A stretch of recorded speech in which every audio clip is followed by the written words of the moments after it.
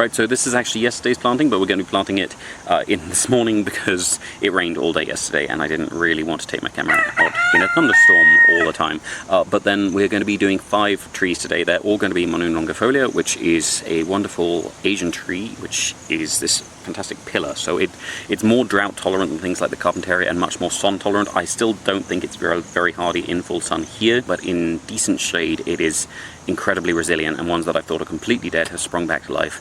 So this is going to go in near the chickens. This is a lovely rich soil of chickens, and some of the things we've put to try and discourage them from damaging some of the neighbouring plants have created a really nice rich soil, but unfortunately nothing can root in it because chickens. They do need shelter around here because they are currently going through a bout of foulpox, so when there's young ones at this time of year they tend to get a mosquito-borne virus which causes growths and lesions around their face, and those can start to obscure their vision. They can occasionally start to obscure their eating, but we haven't had that as a real problem. The issue we get is that before those lesions go away, because they will recover from it, before those lesions go away, they often get picked off by birds of prey, and because they created this bare space where they tend to hang out where they're feeling poorly, which is their feeding area, there's no sort of real protection for them from something like a gymnogene or some of the larger hawks. So we're going to be putting this one in with a piece of the Sansevieria trifasciata, which will be a nice, resilient, robust ground cover to stop it getting kicked too much, and it should spread out here as well and create another nice little bit of thicket. We have occasionally had them nesting in thickets of the Sansevieria. And then we're also going to be putting in some of the cathedral bells calico, which is calico pinnata, which is something that if they do kick it apart, which they very much can, it will root from the pieces they kick off, and that should also help create a little bit more life. With the second one, we'll be using very much the same companion plants, but this time we're also going to be adding in one of the aloes. So this is the Aloe cf. So it is a hybrid aloe, but I think it's probably one of the natural East African hybrids, but I'm not 100% sure on that. The third one is only going to be getting a Sansevieria because it's going right next to where I planted a lychee a while ago, which the chickens dutifully kicked about, pecked off the leaves, and it was very small, so there is still a stump of it in the ground. It might recover, and if it does, this is not a bad tree to have nearby because they're not closely related, and this is very narrow in its footprint and in its roots as well. They don't tend to be that aggressive, so they can be very sociable with other trees, which is ideal.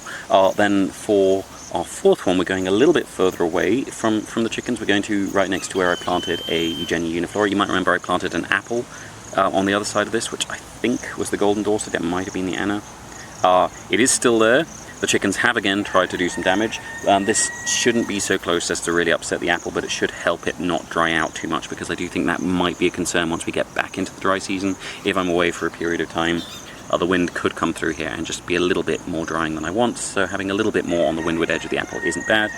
Because there are a lot of companion plants around here which should come up and fill out quite nicely, we're just going to be putting in a piece of the moonshine variant of the Sansevieria trifasciata, which is a more ornamental one because this is a more people, less chicken part, and that should just mark the sort of path side edge and stop people stepping on it. But just in case it doesn't, I'm also going to be putting in some pieces of bamboo. These are not hopefully going to grow. They've never rooted for me from cuttings in our soil, and these are very young tender shoots which really tend to not be very able to root.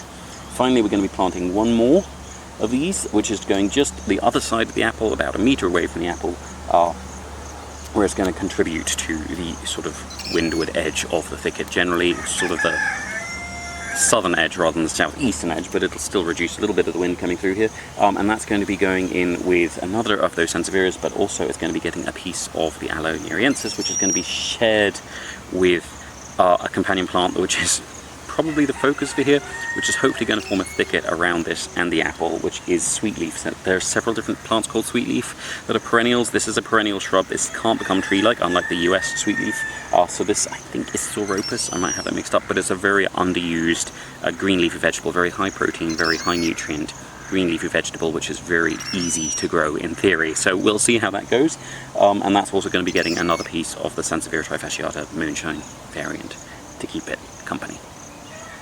Right, so that should be everything for today, so thank you very much for watching. I hope you've enjoyed it, and if you haven't enjoyed it, thank you for watching anyway. Please tune in again tomorrow, because we'll be planting something different. I'm not entirely sure what yet, and actually it'll be later today it's going in. It'll probably go up tomorrow though, but we'll see.